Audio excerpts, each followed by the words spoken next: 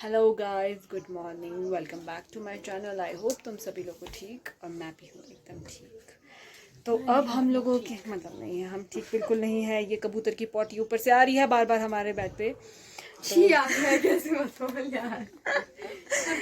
ये आ रही है यार, सूखी हुई है बट यहाँ से आ रही है। मत डालिए यार। बहुत खुश थे इस रूम को पाकर, पर अभी हमारे को पिल्लों के नीचे हमारे साथ और मित्र मिलते हैं, जैसे कि कोई वाइट सा कीड़ा होता है वो मिलता है, और कबूतर के फैदर्स और टट्टी दोनों, और क्या क्या बताएं हम, बहुत कुछ है यहाँ बताने के लिए। और कभी कभी यहाँ पे तितलियाँ भी आ जाती है, मच्छर भी आ जाते हैं, और ऑटोमेटिक है। ये खुद ही खुलता है, खुद बंद हो जाता है।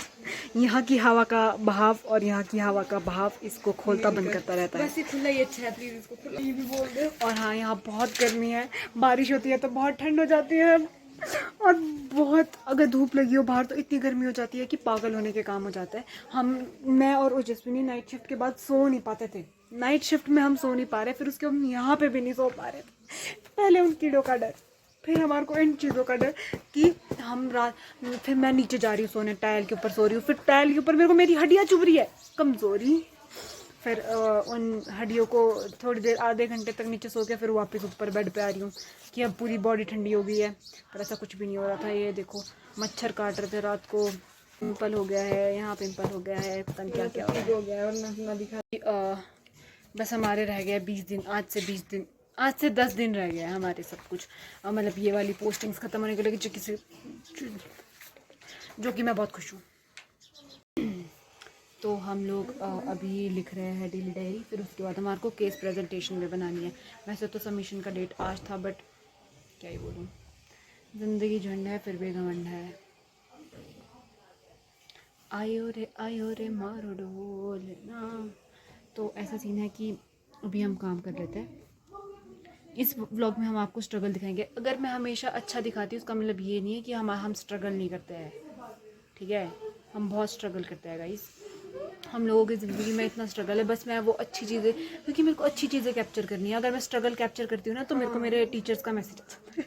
तो गाइस पता नहीं मैंने क्या ही बोलना था, अब हम बात भूल चुके हैं। तो अभी हम लोग काम कर रहे हैं, अभी हम डेली डायरी लिखेंगे, देन हम उसके बाद केस प्रेजेंटेशन बनाएंगे और आदि।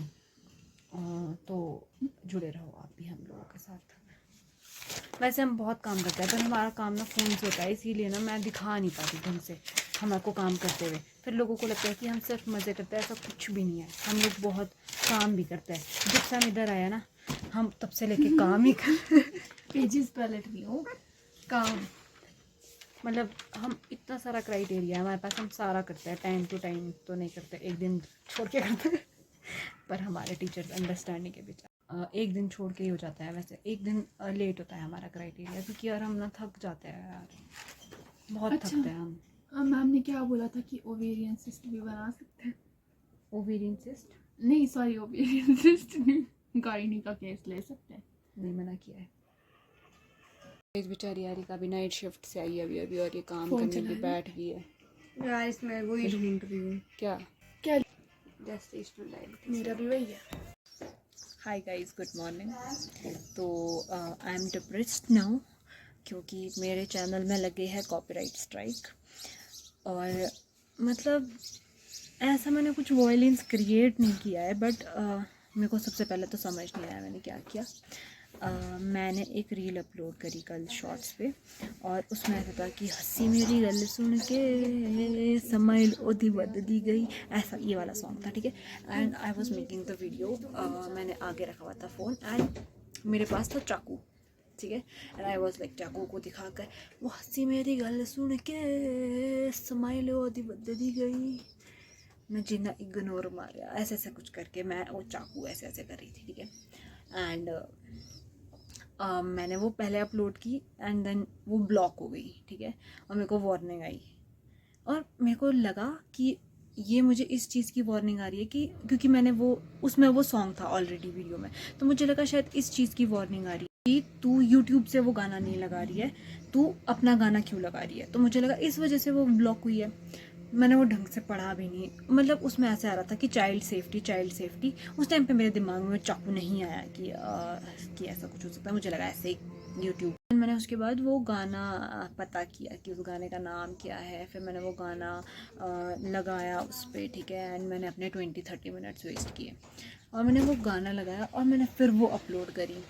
अब भी आ और जाएगा फिर उसके बाद मैंने वो अपलोड कर दी, ठीक है। मैं कहा अब नहीं मुझे लगेगी, और वो आ गया कि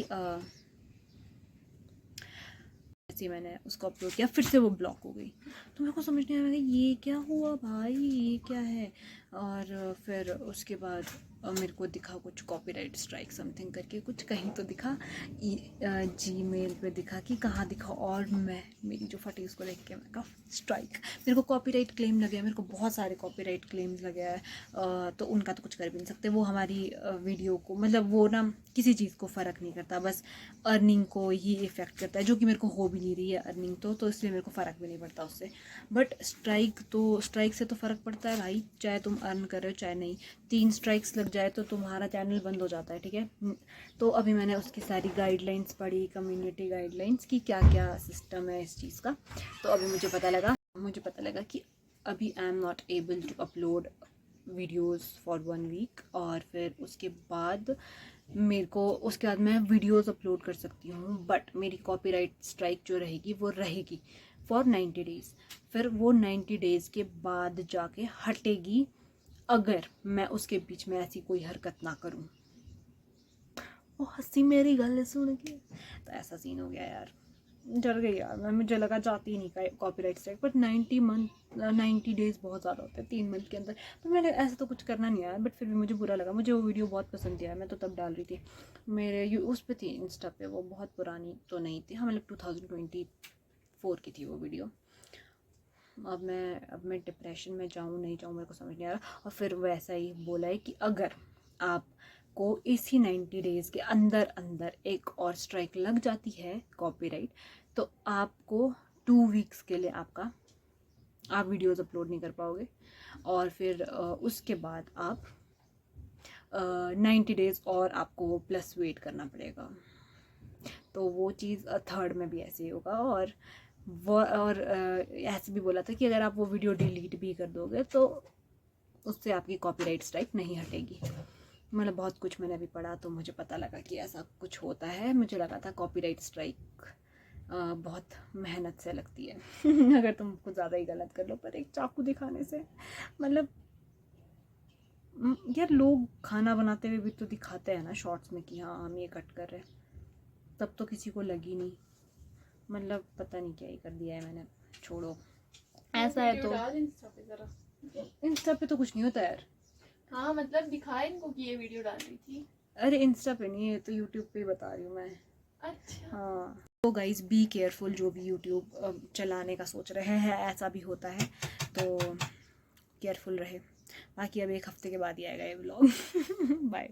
सो गाइज मैं अभी आई हूँ जस्ट इवनिंग शिफ्ट से, और मैं बहुत ज़्यादा थक गई हूँ और बहुत ही बुरी हाल हो चुकी है मेरे। आज का दिन मेरा अच्छा था, काफ़ी ज़्यादा, मतलब ठीक था, अच्छा था, पर मेरे को पीरियड्स आ गए और मेरे को ब्लीडिंग नहीं हो रही और मेरे को बहुत दर्द हो रहा है, गुस्सा आ रहा है, इरिटेशन हो रही है।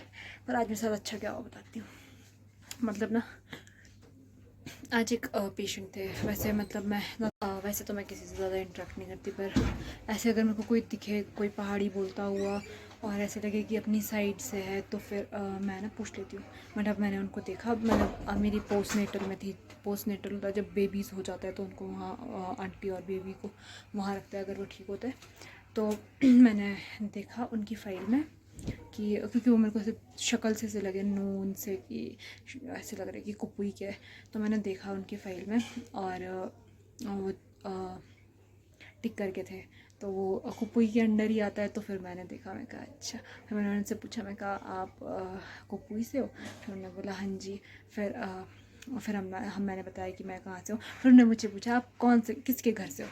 और मेरे लिए ये क्वेश्चन एकदम न्यू था और मैं ऐसी थी, मैं कहा अब क्या बोलूँ मैं किसके घर से हूँ, और मेरे को नहीं पता था उसका आंसर। अगर मतलब वो पूछते कि आपके पापा का नाम क्या है या फिर आपके दादाजी का नाम क्या है, तो मैं आंसर दे देती। अब मैं किसके घर से हूँ, मैं ये कैसे बोलूँ मैं किसके घर से हूँ। और फिर मेरे को थोड़ा अजीब हो गया। फिर मैंने बोला, मैं कहा मैं तो बहुत कम ही अपने घर जाती हूँ, मतलब बागी, तो किसके घर से तो मैं नहीं बता सकती थी कि मैं किसके घर। फिर मैंने बोला, मैं कहा मेरे दादाजी का नाम ना श्री काशीराम सामटा है, समटा है। फिर करते अच्छा। फिर उन्होंने ऐसे रिएक्ट किया जैसे कि वो जानते होंगे। तो मुझे लगा कि शायद वो नहीं जानते, वो बस ऐसे ही रिएक्ट कर रहे हैं, बट वो जानते थे। उसके बाद उन्होंने मेरा इंट्रोडक्शन मतलब अपनी फैमिली में करवाया। उस टाइम उनके फैमिली मेम्बर्स थे नहीं वहाँ पे। और फिर उन्होंने मुझे दूर से बुलाया, मतलब एक बच्चा भेजा उन्होंने मेरे पास, मेरे को बुलाने के लिए। और मेरे को बिल्कुल एनजाइटी हो गई कि मैं क्या बात करूँगी इन लोगों से। और फिर मैं गई। फिर अंकल थे, उनके पति, जो भी थे, मैं नाम लिख के आई। मैं पापा से पूछूंगी कि वो कौन थे। और फिर उनने मुझे बोला, उनने मेरे को पहचान लिया, उनने मेरे को कभी देखा होगा पापा के साथ या फिर कहीं पे भी। तो मैंने उनको जानती थी। उन्होंने मुझसे ऐसे बोला कि आप किन की बेटे। फिर मैंने उनको बोला कि मिस्टर बलदेव सिंह सामटा की। और ऐसे ऐसे करके फिर बात कहते, अच्छा बोले मैं तो उनके साथ, भैया के साथ कितनी बार आपके घर आया हूँ, ऐसा ऐसा। तो मैं तो 2 साल से कहाँ ही देख रही हूँ किसी को आता हुआ। तो फिर मैंने बोला, मैं कहा अच्छा हाँ जी आए होंगे। पर मेरे को तो फिर उनको पता है कि हम 3 बहनें हैं, कहाँ कहाँ है सब। तो फिर मैं कहा हाँ जानता है। फिर उनके साथ एक आंटी भी थे, फिर मतलब दादी। तो मैं उनको आंटी आंटी बोलती, तो मुझे बोलते कि मैं दादी ही लगती हूँ बेटा आपकी। फिर मैं कहा दादी नहीं बोला जाता है मुझसे, मेरी दादी के अलावा मैं किसी को दादी बोल नहीं पाती हूँ।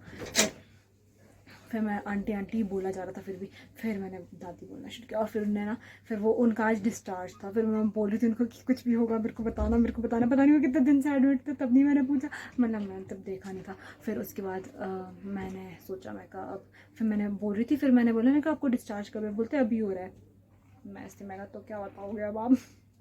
फिर वो जाने लगे। फिर मैंने बोला, मैं कहा आराम से जाना, ध्यान से जाना, ऐसे ऐसे करके बाय बुई बोल रही थी। फिर थोड़ी देर में वो आंटी मेरे को ढूंढते हुए आए, मतलब जो दादी थे वो ढूंढते हुए मुझे आया। फिर उन्होंने मुझे बोला, मतलब मुझे ढूंढ रहे थे। और फिर उन्होंने मुझे 200 रुपीज़ दी। फिर मेरे को बहुत अच्छा लगा। फिर मैं ऐसे हो गई थी कि हाँ कितने प्यारे। फिर मैंने फिर उनको सी ऑफ किया बाद में। फिर वो चले गए। फिर मैं अपने पापा को फ़ोन करती, बाय।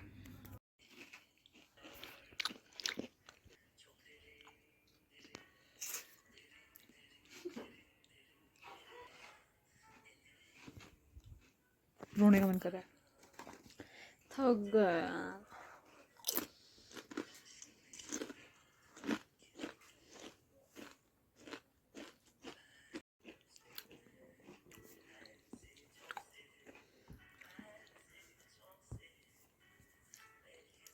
Good morning.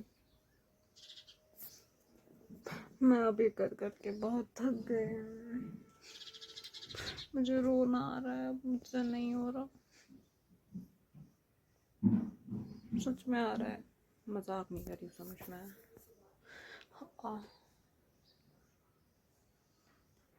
ऊपर से गर्मी लग रही है।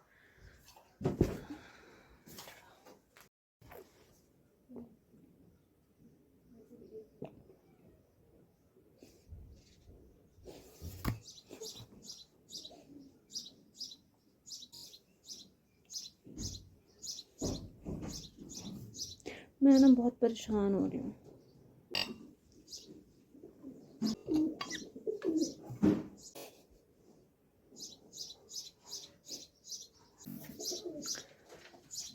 ऐसा लग रहा है कि बस से आराम हो गया, बहुत कर लिया। हाँ, इतनी गर्मी लग रही है मेरे को बहुत ज़्यादा।